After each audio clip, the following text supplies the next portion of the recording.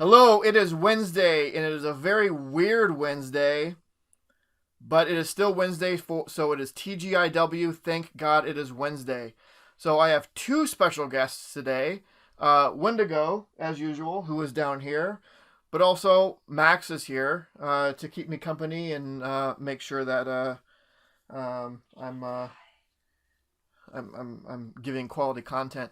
So this wasn't the normal plan, and she is here, and we are trying to be as safe as possible, so we're keeping good distances, and I see now we're wearing our masks and whatnot, but this wasn't the plan for today, but me, being a complete idiot, burnt my hand doing some cooking today, so she came over with her emergency burn go kit, and took care of me, so we hung out a little bit, and I was like, oh crap, I need to record my TGIW episode, so she's going to be joining us today.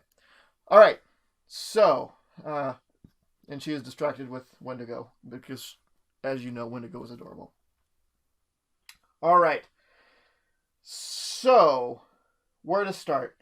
Last week, as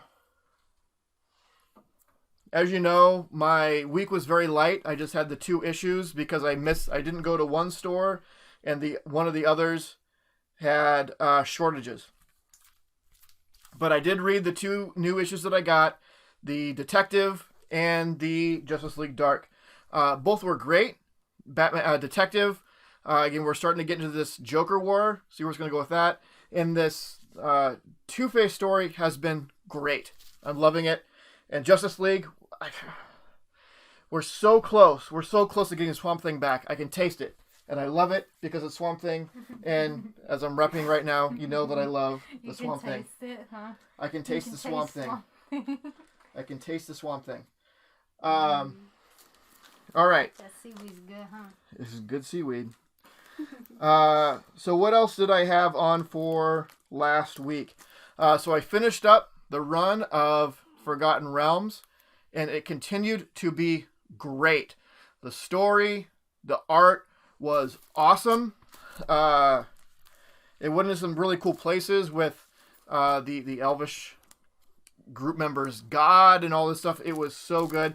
Again, if you haven't read this, please do. The issues, they're not hard to find. They're not expensive. They are super cheap. And I think they're also collected in trade paperback form. If you have any interest in the D&D universe, this is so good. I cannot recommend it enough. All right, what else do we have? The Ragmans. All right, so I have quite a bit to say about Ragman. So I read the 2 volumes of Ragman, the volume 1, which included the first appearance of Ragman, and the volume 2, which came out quite a bit later. The first run of Ragman, at first I thought this was a limited series, but it wasn't. It was meant to be an ongoing series. It just, out of nowhere, it stopped. Like, even the 5th issue was like, next issue of Ragman is coming out in whatever 3 weeks or whatever, and then it just didn't. So it was meant to be an ongoing, but it stopped. The first volume of Ragman is not the Ragman that you know today. Ragman is mostly known today as being sort of this mystical character. That is not where the rag costume itself is a magical item. That is not the case here. The original version of Ragman, the costume is just that. It's just a costume. So the Rory, who is the Ragman, works at a pawn shop that his father owns, and this costume comes in, and his father's like, hey, this costume would be good for a costume party or whatever. And his powers come from, like, the most, even by 70s standards, a very, very contrived way. Like, his father has these 2 friends. One is a former acrobat. One is a former strongman. They all get chained together with electricity, and Rory gets the powers of them. That is a horrible, horrible origin. Again, even by the time it came out, like the standards, that is bad, and the costume is just, it's just this raggy costume. This is not a great series. Not gonna lie, like it's like they were so close. They were so close to having something really, really good. The idea of this hero that helps the downtrodden and the poor in the neighborhood, and his costume is of rags to kind of reflect that. Like, it's like they were so close to something great, but they didn't quite do it. But then Keith Giffen steps in.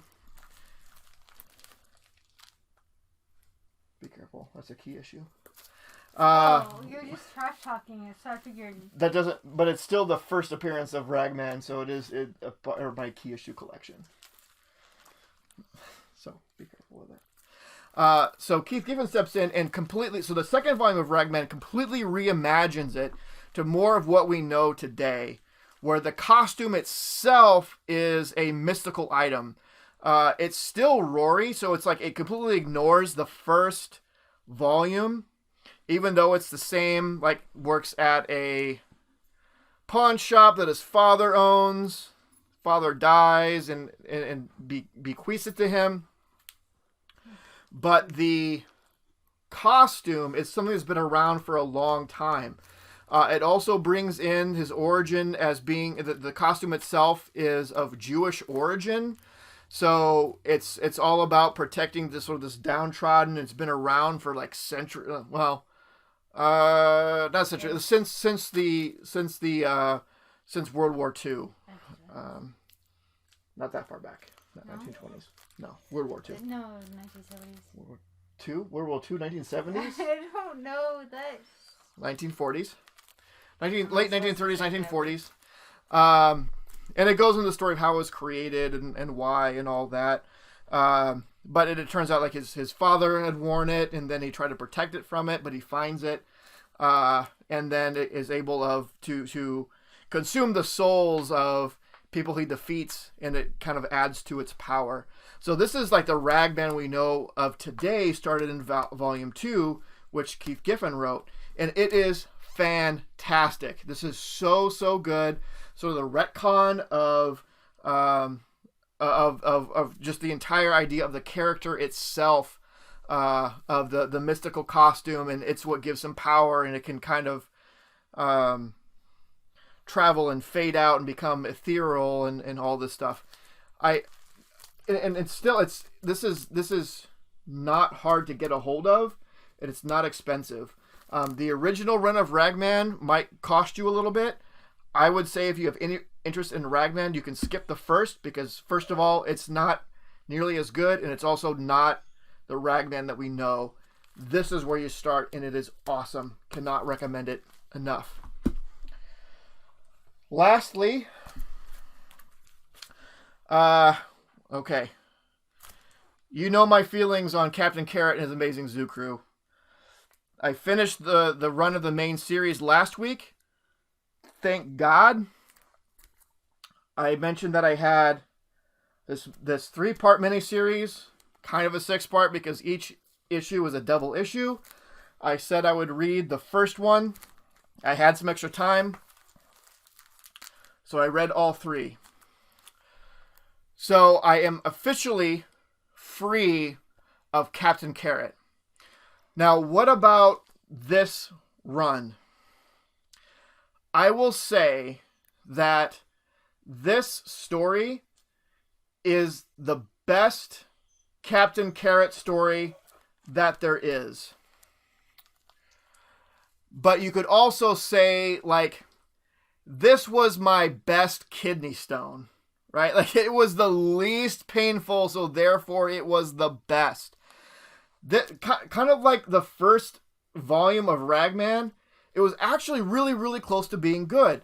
So this was this Oz Wonderland War, where it was the Land of Oz and the Land of Wonderland being attacked, and somehow the zoo crew gets mixed up in it.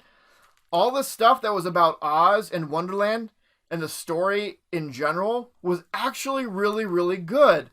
But as soon as Captain Carrot and the zoo crew steps in with their stupid puns, animal or otherwise, then it reminded me that it was awful.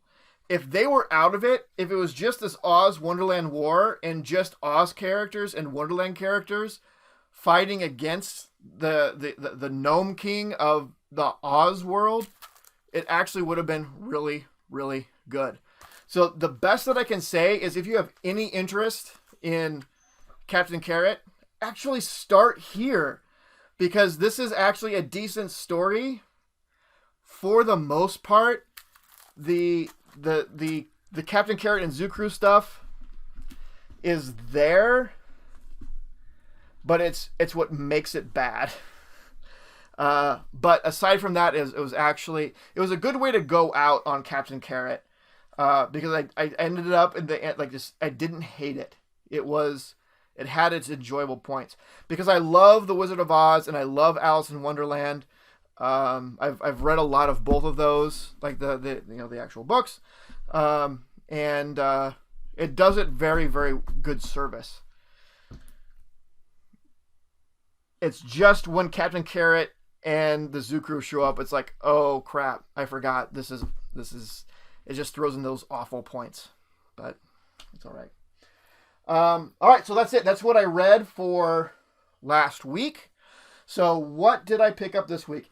As you know, I was a little bit behind because I missed a shop last week and there were some shortages. So what I got this week, still on my stuff. I think what most people have been waiting for, Batman 92, right? Punchline. Finally, Punchline, full appearance of Punchline and all that. We'll see. Again, I don't buy into that speculation stuff. I actually had an opportunity to buy multiple of these issues, and I turned it down because that's just not. I don't know. I wanted to make sure that I left the extra copy that I would have bought. I wanted to make sure it was there for someone who actually cared. It was probably, in the end, it was probably picked up by another speculator, but whatever. I did my part. I bought my one issue, and I'll be happy with that, even though this is probably going to spike up in value. Like, I don't know. You can probably check eBay right now, and this is already probably a $20, $30 book. But whatever. Batman Secret Files, basically annual. Pick that up. A lot of Batman this week.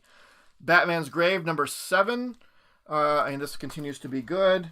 More Deadpool. It's been so long since I've read some Deadpool, so that's going to be great.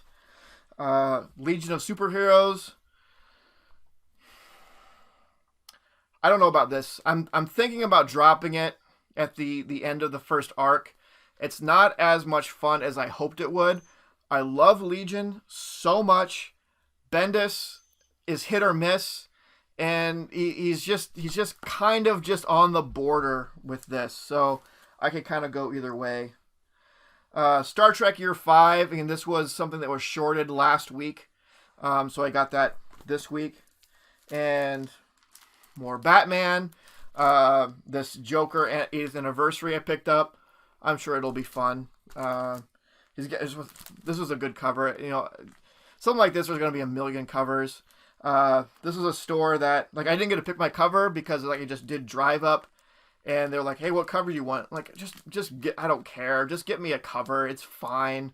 I'm not that big into variants or covers or whatever. And so he picked up this one. Like, he's got the crowbar. That's cool. There you go, Joker. That's a pretty cool one.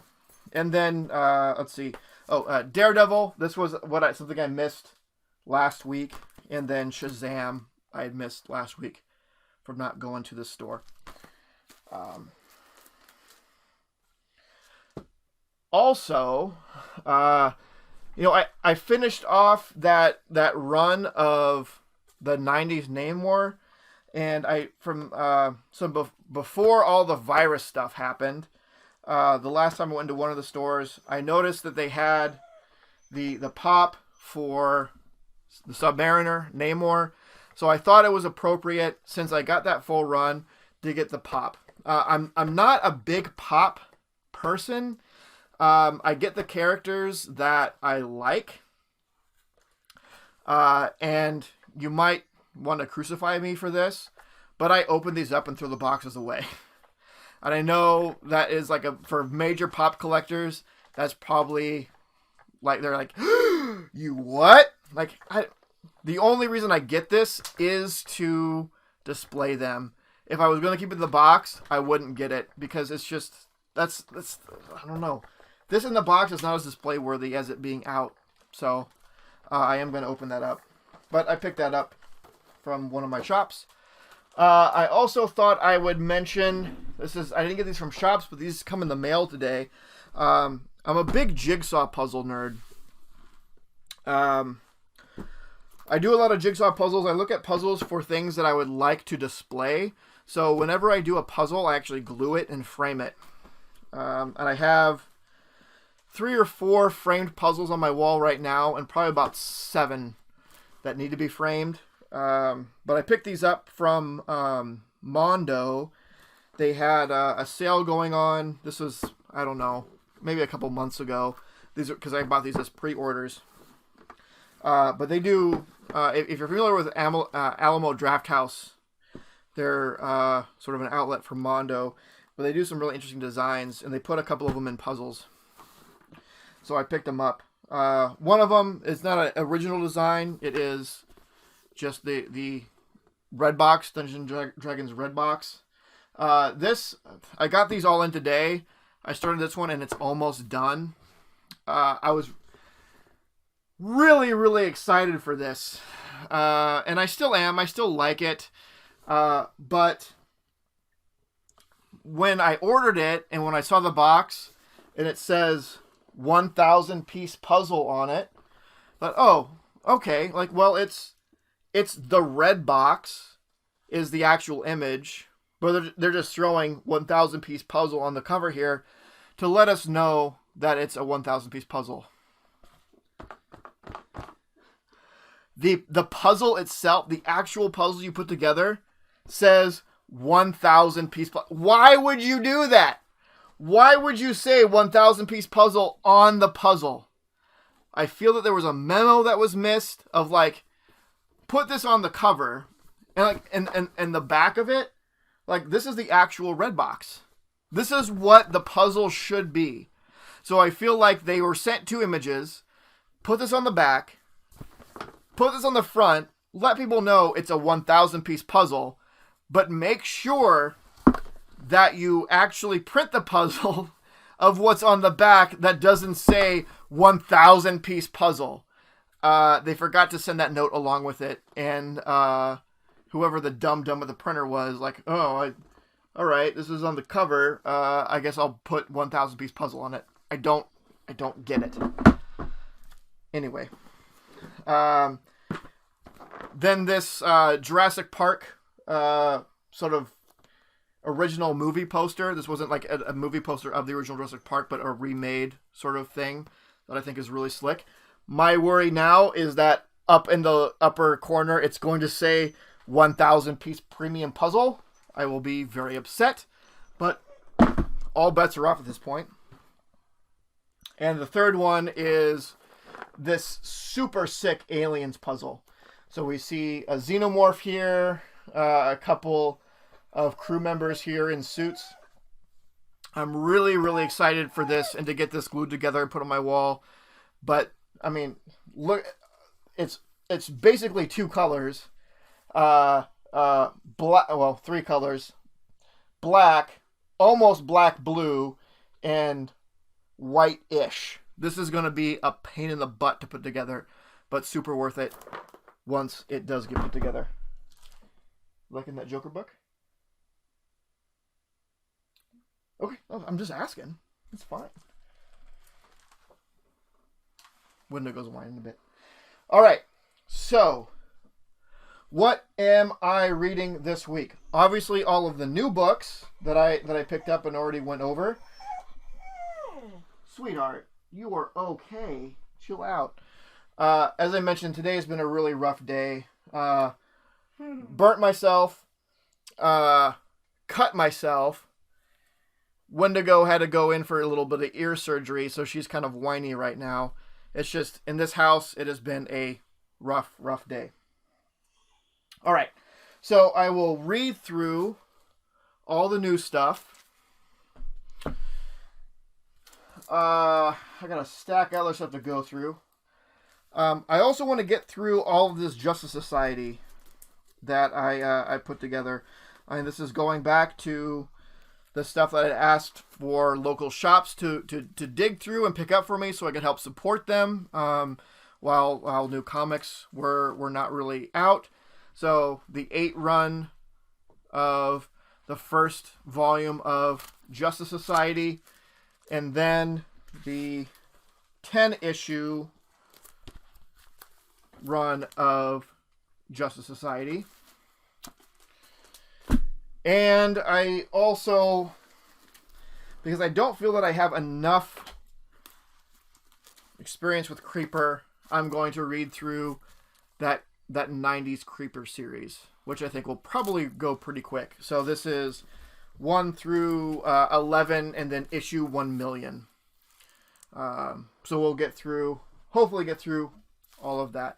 So that's a pretty good chunk.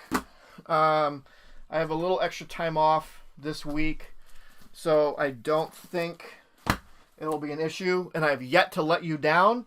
I have always met my promises and usually exceeded it, but this is still a pretty good chunk of books to have to read through, and I think we'll be able to do it. So that is it. Let me know what you think. What did you get this week? Be sure to like, comment, subscribe. Have you read any of the stuff that I'm going to read, particularly with the older stuff?